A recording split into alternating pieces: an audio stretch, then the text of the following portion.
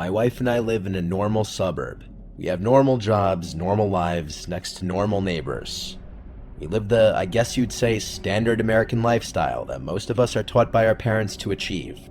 Me sitting down to write this story is already saying something because I'm not a writer. The last time I typed something out this long was the last paper I wrote in college. But something happened not that long ago that no one can explain, and it still scares us to this day.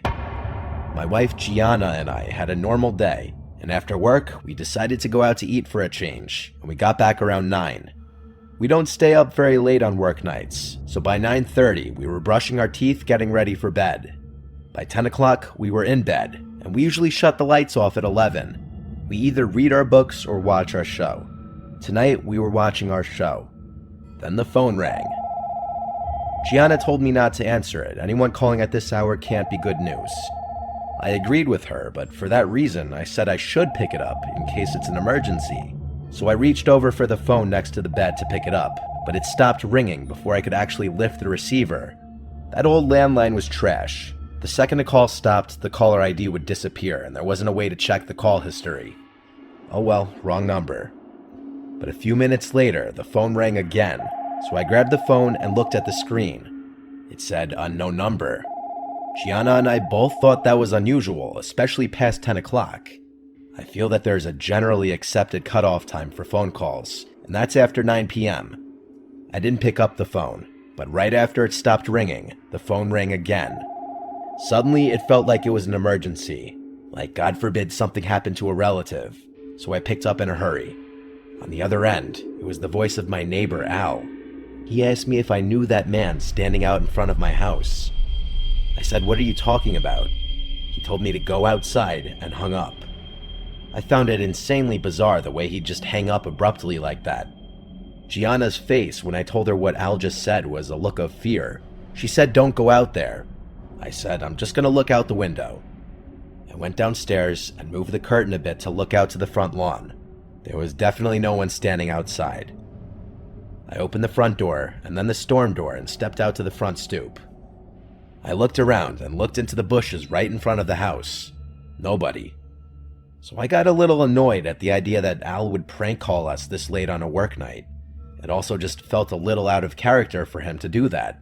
I went back to bed and told Gianna that no one was out there and Al was probably messing with us. She was just as confused by that as I was. It just felt bizarre. She told me to call him, and so I did, but it rang and went straight to voicemail. So I left a voicemail saying, "Hey Al, what was that call about? Give me a call back." Then the phone rang. It said unknown caller again. I picked up, and it was Al again, saying before I could even say anything, "Go outside. There's someone standing outside your house." He said it in a calm, slow voice. Then he hung up. I got up and said out loud, "Alright, what the hell is going on?" I told Gianna to wait here. I went downstairs and back to the window. I looked through the curtain, and this time I saw someone standing right at the end of our walkway where it met the sidewalk. He had a hood over his head, effectively covering his face to just blackness. I was honestly shaken. I opened my door and said outside, "Can I help you?" The man just stood in place. I threatened him with calling the police. Then the house phone rang again. I closed the front door and went to the kitchen phone, and this time noticed the caller ID showed my neighbor Al's number. I picked up, and Al said in a much more normal voice, "Hey, I just got your voicemail. What was that about? I didn't call you." I was so confused. I swore to him he just called me twice, telling me about a man outside my house. He sounded even more confused than me. Then moments later, he said he doesn't see anyone outside my house. I went back out to look out the window, and that man who was standing outside my house was gone. I demanded Al tell me right now if this was a joke, and if I found out it was and he wouldn't tell me, we'd have a problem. Al claimed he was telling the truth, and he's not some immature prankster kind of guy. He's a very low-key, respectful person. I had to put him on speaker so Gianna could vouch for me that I wasn't going crazy, and that we did in fact get 2 calls from someone who sounded just like him. He did the same and put his wife on the phone as well to vouch for him. In the end, what could he really say though, except for it sounds like someone was pranking us.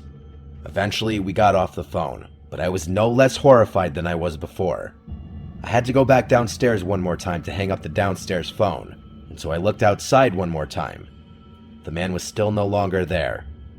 None of us could ever figure out this unexplainable situation.